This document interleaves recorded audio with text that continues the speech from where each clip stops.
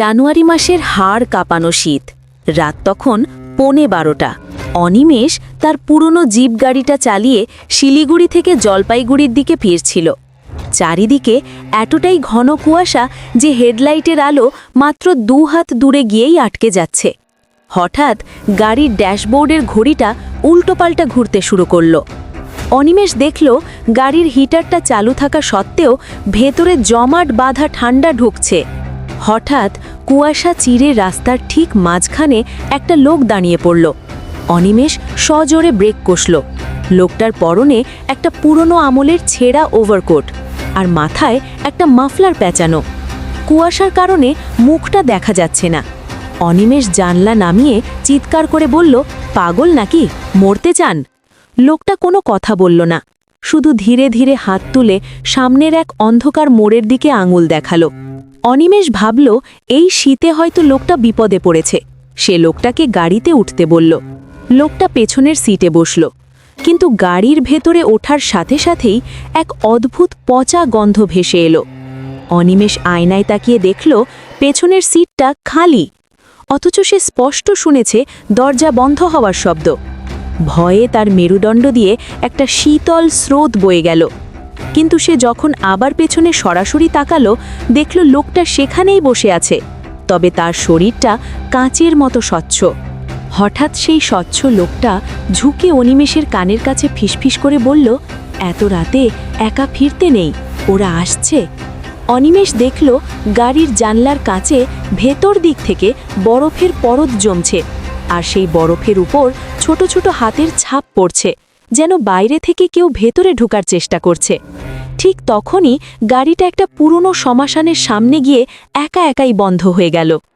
গাড়ির চাবি ঘোরানোর খটখট শব্দ আর নেকড়ের দাগ।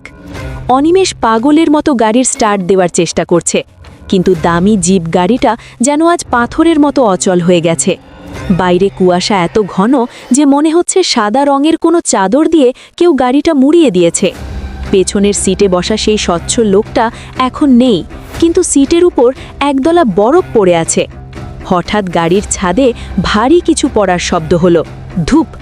মনে হলো ওপর থেকে কেউ লাফিয়ে পড়ল। জানলার কাছে আঁচড় কাটার শব্দ আর ভারী নিঃশ্বাস। গাড়ির জানলার কাঁচটা এখন পুরোপুরি সাদা হয়ে গেছে। সেই কুয়াশার আবরণের উপর বাইরে থেকে কেউ নখ দিয়ে লিখল, বেরিয়ে আয়। অনিমেষ ভয়ে কুঁকড়ে গেল। সে দেখল জানলার বাইরে একটা লম্বা লম্বা আঙুলওয়ালা হাত কাঁচের উপর ঘুরে বেড়াচ্ছে। হাতটা মানুষের নয়, কুয়াশা দিয়েই তৈরি। হঠাৎ গাড়ির দরজাটা ভেতর থেকে একা একাই খুলে গেল। বাইরে থেকে এক অসহ্য হিমশীতল বাতাস অনিমেষের হাড়ের ভেতর পর্যন্ত কাঁপিয়ে দিচ্ছে। চাপা খিলখিল হাসি আর শুকনো পাতা মাড়ানোর শব্দ। অনিমেষ দেখল রাস্তার ঠিক পাশেই সেই পুরনো শ্মশান। সেখানে কোনো চিতা জ্বলছে না, কিন্তু চারপাশ থেকে একটা অদ্ভুত নীলাভ আলো আসছে। কুয়াশার ভেতর দিয়ে অনেকগুলো অবয়ব ভেসে আসছে। তাদের সবার গায়ে সেই একই পুরনো ওভারকোট। তারা সবাই অনিমেষের গাড়ির দিকে এগোচ্ছে। তাদের পা নেই, যেন বাতাসের উপর ভাসছে। তাদের সবার মুখটা একই রকম, ফ্যাকাশে, আর কোনো চোখ নেই।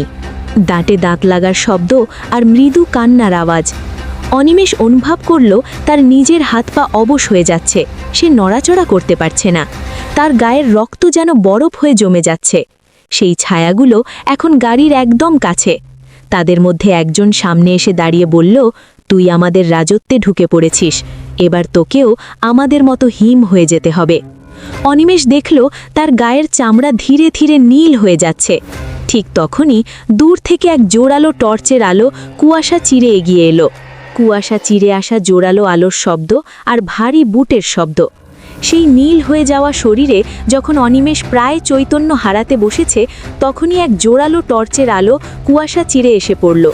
সেই ছায়াগুলো আলোর ছোঁয়ায় কুয়াশার মতোই মিলিয়ে যেতে লাগল। সামনে এসে দাঁড়ালেন এক বৃদ্ধ লোক, পরনে অর্ধসামরিক বাহিনীর পুরনো পোশাক। তিনি অনিমেষের কাঁধ ধরে সজোরে ঝাঁকুনি দিয়ে বললেন, চোখ খোল ছোকরা, কুয়াশার মায়া দেখিস না, দেখলেই আত্মা জমে পাথর হয়ে যাবে। আগুনের চটচট শব্দ আর বাইরে বাতাসের শাঁ শাঁ আওয়াজ। বৃদ্ধ অনিমেষকে টেনে হিঁচড়ে রাস্তার ধারের একটা ছোট্ট পাথুরে কুঁয়ে ঘরে নিয়ে এলেন। ভেতরে একটা ছোট অগ্নিকুণ্ড জ্বলছে। অনিমেষ কাঁপতে কাঁপতে আগুনের কাছে গিয়ে বসল। বৃদ্ধ নিজের পরিচয় দিলেন। তিনি এই শ্মশানের পুরনো পাহারেদার, নাম রহমত চাচা। তিনি বললেন, আজ থেকে ২০ বছর আগে ঠিক এই দিনে একটা বাস কুয়াশার কারণে খাদে পড়ে গিয়েছিল। সেই বাসের ২৭ জন যাত্রী এই শীতে জমে মারা গিয়েছিল। আজ তাদের ফেরার রাত। দরজায় ধাক্কা আর জানলার কাঁচ ভাঙার শব্দ। হঠাৎ ঘরের দরজায় প্রচণ্ড জোরে ধাক্কা পড়তে শুরু করল। মনে হলো বাইরে ২৭ জন মানুষ একসাথে দরজায় কাঁধ দিয়ে ঠেলছে। রহমত চাচা চিৎকার করে বললেন, অনিমেষ, আগুনের দিক থেকে নজর সরাবি না। ওরা আগুন ভয় পায়, কিন্তু ঘরের ভেতরে ঢোকার জন্য ছটপট করছে। হঠাৎ জানলার কাঁচটা ভেঙে চুরমার হয়ে গেল এবং সেখান থেকে এক মুঠো বরফ শীতল কুয়াশা সাপের মতো ভেতরে ঢুকে এলো। অমানসিক গর্জন আর রহমত চাচার আর্তনাদ। কুয়াশার সেই সাপটা সরাসরি রহমত চাচার গলা জড়িয়ে ধরল। চাচা যন্ত্রণায় নীল হয়ে যাচ্ছেন। অনিমেষ দেখল জানলার ওপারে সেই ২৭ জন যাত্রীর ফ্যাকাশে মুখগুলো সার দিয়ে দাঁড়িয়ে আছে। তাদের সবার হাত এখন ঘরের ভেতরে ঢুকছে। রহমত চাচা শেষ চেঁচিয়ে বললেন, অনিমেষ, ওই চেরাগটা নেভান যাবে না। ওটা নিভলেই আমরা সবাই বরফ হয়ে যাব। ঠিক সেই মুহূর্তে এক ঝলক প্রবল বাতাস ঘরের ভেতর ঢুকে অগ্নিকুণ্ডটাকে নিভিয়ে দেওয়ার উপক্রম করল।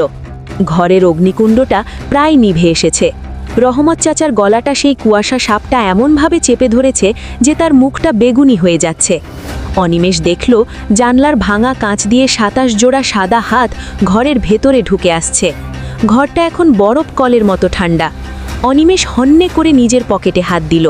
পেয়ে গেল একটা পুরনো লাইটার।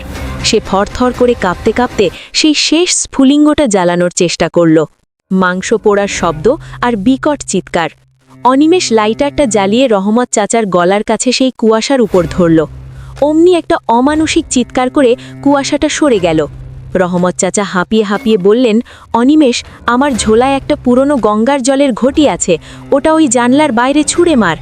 ওরা পবিত্র আগুনের চেয়েও পবিত্র জলকে বেশি ভয় পায়। অনিমেষ ঘটিটা নিয়ে সজোরে জানলার ওপারে ছুঁড়ে মারল। অমনি বাইরের ২৭ জন যাত্রী যেন তাসের ঘরের মতো ভেঙে পড়তে লাগল। ভোরের আলো আর অন্তর্ধান, পাখির ডাক আর পিয়ানোর হালকা করুণ সুর।